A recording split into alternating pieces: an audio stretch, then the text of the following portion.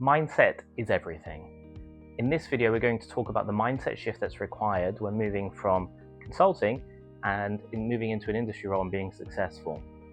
After working at the Big Four in consulting for some length of time, your professional identity actually is tied to being more of a consultant or an advisor naturally, right? You're working in that consulting environment. And so you're used to giving advice, advising on implementations rather than owning the execution as you would do in industry. Now, to be successful in industry, you need to switch that mindset and shift your identity away from being an advisor into someone that's owning the implementation, owning the execution, and owning results, owning tangible results over time. For anyone new here, my name's George. I spent 8 years at the Big Four in both London and Sydney before landing a senior industry role in just 5 weeks. Now, I'm just going to dive straight into a few of the mindset shifts, the key mindset shifts that are required to when landing that role in industry, when going through the application process, and also once you've landed the role, so you can actually be successful in your industry role, and you can avoid some of the mistakes that are commonly made by consultants when making the transition.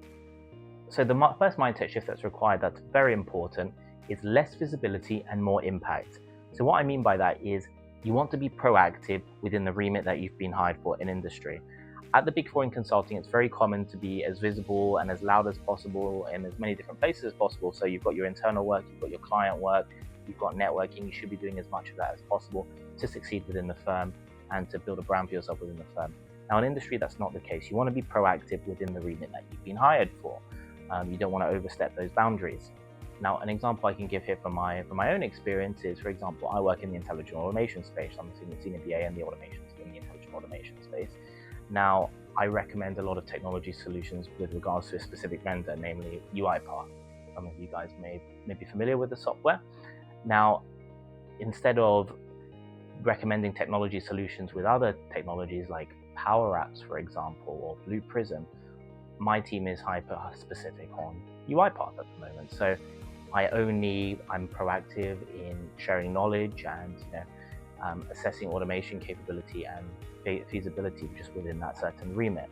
Whereas in consulting, it's unlikely you'd have that sort of niche focus. You'd probably recommend any technology solution that's feasible for that particular client, and it comes down to obviously budget, the actual feasibility of the technology feasibility of the solution as well, rather than just being hyper-specific in one particular area. So in industry, you're hired within a remit, you want to stick within that and be proactive as much as possible within that remit, otherwise it can be perceived poorly.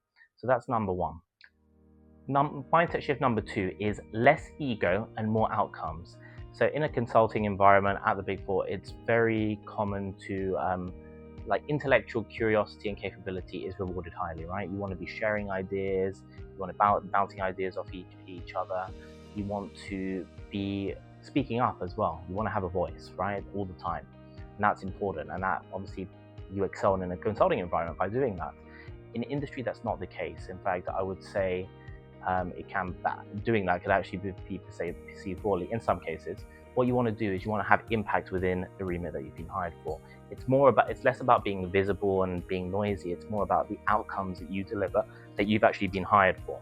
And not only that, it's more about sustained results over time. So you've been hired for a set of roles and responsibilities as per a job description.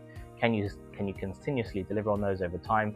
You might be given obviously more responsibility over time, but your core tasks and responsibilities fit in with that job description. So as I said, it's less about intellectual capability and sharing ideas. It's more about sustained impact within the remit that you've been hired for. So that's shift number two. And if you bear that one in mind, you should succeed. Now, the last mindset shift I want to talk about is the actual cultural fit, okay? So I think when moving into your role in industry, you want to focus more on embedding well within your team, being liked by your line managers and immediate peers. In consulting, perception is rewarded. So if people think that you're working hard, if you're doing lots of internal work and getting your name out there, that's rewarded and you progress quite quickly within the firm. Whereas in industry, it's more about cultural fit. Do you fit in well within the team? Do you deliver impact based on your role description as well? Do you sustain results in the area that you've been hired for? So from my personal experience, you're far more likely to exceed in your role if you, just take a slower, more sustained approach of fitting in first, delivering value just sustainably over time. And that's what works well in industry, rather than coming in and over delivering straight away and being loud about it and brash about it. that is less likely to work in your favor. Sustained continuous output over time and being liked by your immediate team and line managers will take you a long way. So don't get me wrong, I mean, just to summarize here, there's no right or wrong with the approach for consulting and industry. I guess the mindsets required for both roles are just different. There's no right or wrong. If you're working in consulting, you've got to act a certain way. In industry, you act a different way.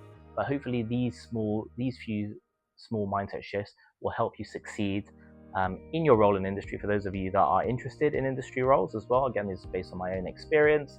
I've lived and breathed both sides of the fence now, so I like to think I know a little bit about what I'm talking about. So hopefully this is handy and you can save yourself a few issues down the line when you do make that jump over. Now, for those of you interested in transitioning over to industry from consulting, I've created a free roadmap. The link's in my YouTube bio. You can head over to georgeoptimize.com and download the free roadmap. It's a 6 or 7 page PDF that outlines the mechanism that I used to land my role in industry from the Big Four in consulting, outlining a step-by-step approach that hopefully you can implement in your own lives and expedite that transition. Now, if you do want a more tailored roadmap to actually transition to industry in less than 90 days, you can also book a free strategy call. The link's in my YouTube bio. We'll talk through your personal situation and create a co-developer roadmap with you based on your particular set of circumstances that will get you from your Big Four consulting job into your dream role in industry. I hope you found the tips in this video useful. I know they would have certainly been useful for me when I first joined my role in industry, and yeah, hopefully you can implement them when you do get to that point yourself. So yeah, I will see you guys in the next video.